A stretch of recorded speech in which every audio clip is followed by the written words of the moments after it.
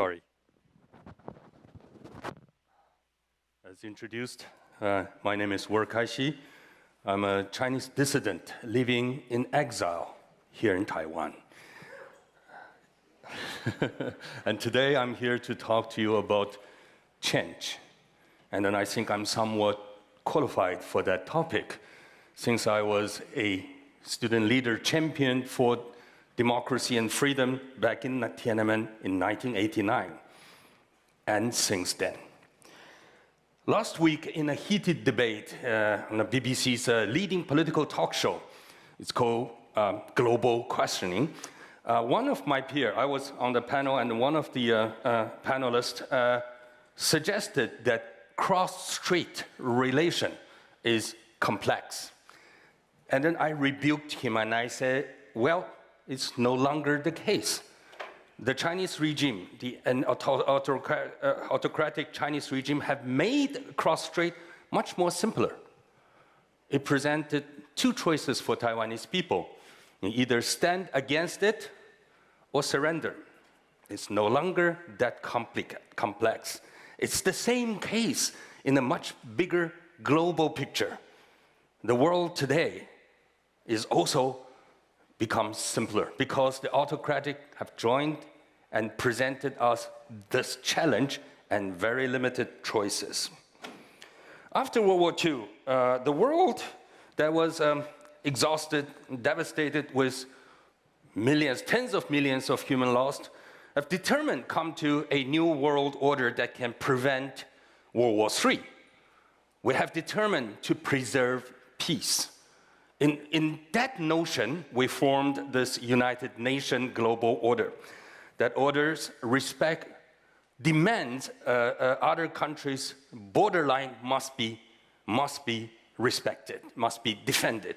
We want democracy replace totalitarianism. We want trade to help accelerate democratizations. But we also focused and extremely emphasized in the borderline idea. But building on the ashes of the ruins, and then also different ideologies, that world order, the United Nations bilateralism world order, have given each country too much power. The power is you cannot invade any other country, but you can do whatever within your own border. So that's based on different ideologies.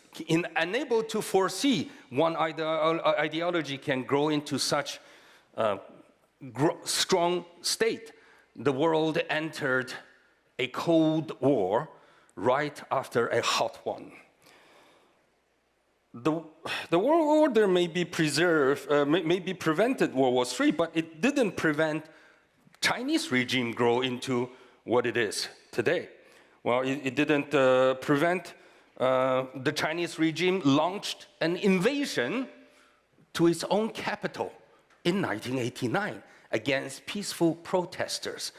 It didn't prevent Chinese regime conduct cultural genocides that have led to more than 150 self-immolation by Tibetan people.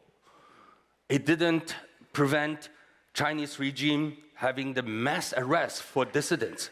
It didn't prevent Chinese government successfully killing my mentor, my good friend Liu Xiaobo, who became the second person to be killed in prison, second Nobel Peace Laureate to be killed in prison. The voice that we started in Tiananmen,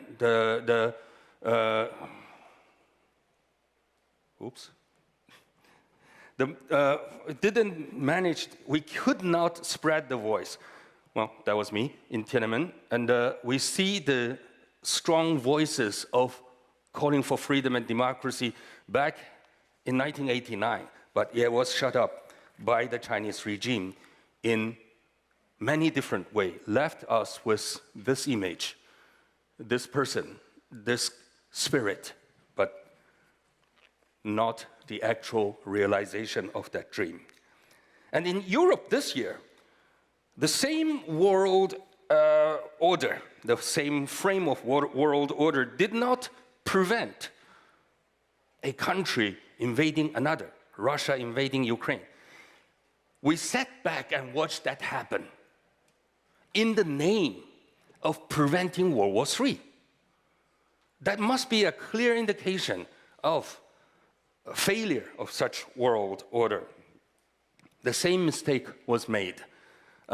During World War II, the appeasement policy was also introduced under the slogan of preserve peace at all cost. And then later on, Winston Churchill, the following minister from the appeasement policy, Prime Minister Chamberlain said, if you were given choice between war and dishonor, and if you choose dishonor, you will eventually face the war again. That should be the lesson that we learn, but nevertheless, the world decided to appease. We made the mistake again in the last many decades. Then we see what happened in the street of Hong Kong. And then I think this is the beginning of the world waking up when we see the Chinese regime taking Hong Kong, a city that belongs to the free world, falling. And then I don't think it was the time when the world waking up. Sadly, it wasn't right after Tiananmen. It would be much nicer, but it took so much longer. The brave men and women of Hong Kong, and then the great sacrifices of my people, Uyghur people, in Xinjiang. And we all know what's going on in Xinjiang now.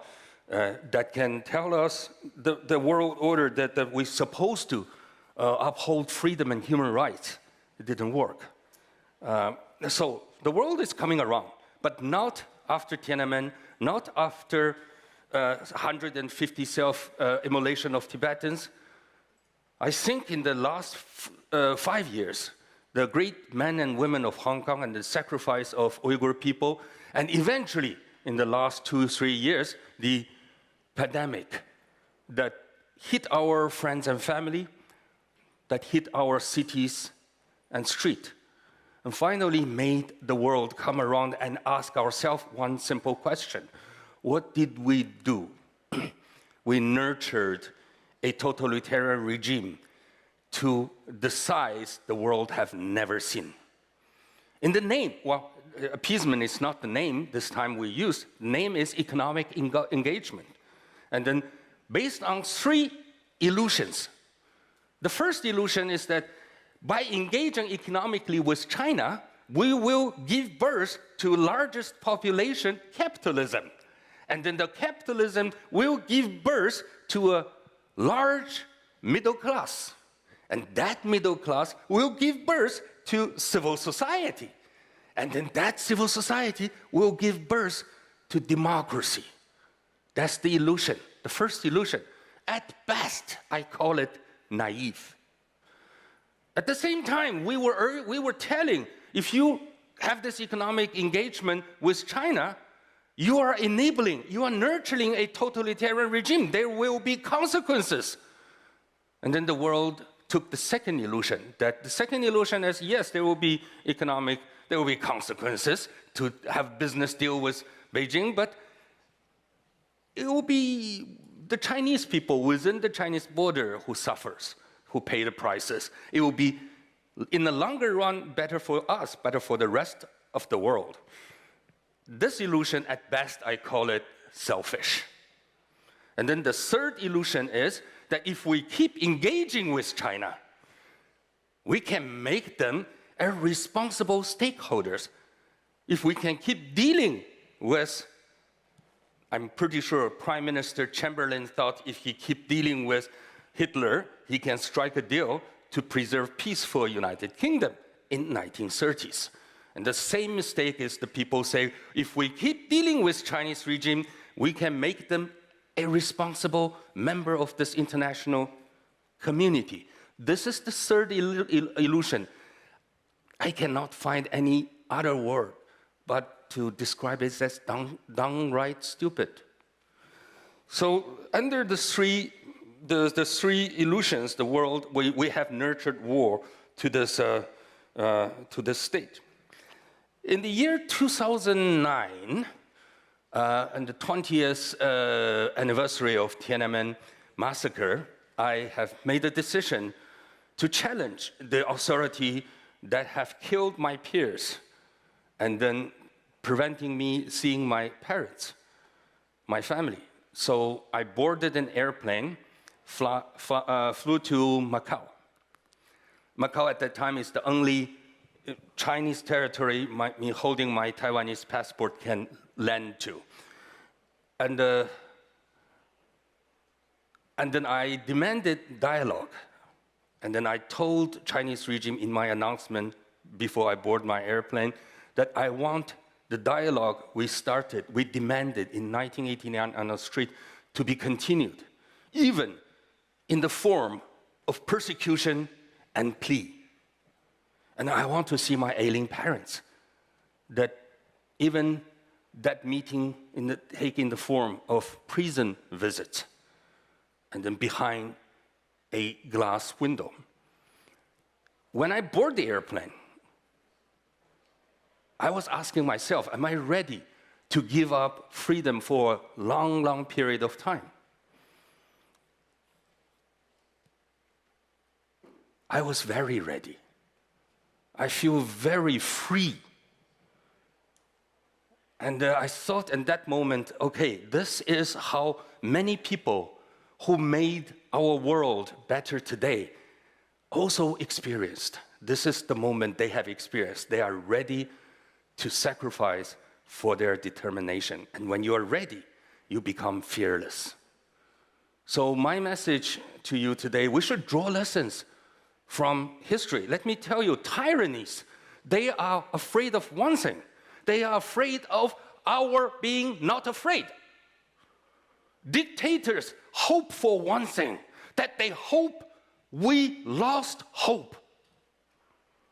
So the lesson, if we are ready in today's 21st century to think about the challenges we are facing, two lessons. We cannot have illusions. Second, we must be brave. Thank you all. Thank you very much.